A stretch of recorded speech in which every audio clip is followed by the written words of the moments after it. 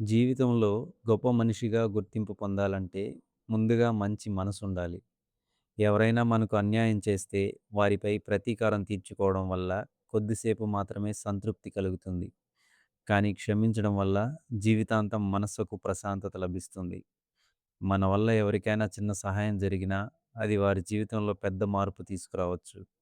అందుకే అవకాశం ఉన్నప్పుడల్లా మంచి పని చేయండి, సహాయం చేయండి. ఇతరులను అవమానపరచడం, బాధపెట్టడం లేదా వారి కష్టాల మీద మన సంతోషాన్ని నిర్మించుకోవడం ఎప్పటికీ సరైన మార్గం కాదు. ఎందుకంటే జీవితం చాలా చిన్నది.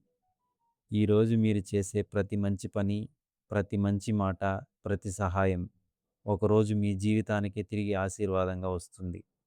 కాబట్టి ఎప్పుడూ ప్రేమతో మాట్లాడండి, కరుణతో ప్రవర్తించండి, క్షమించే గుణాన్ని అలవాటు చేసుకోండి.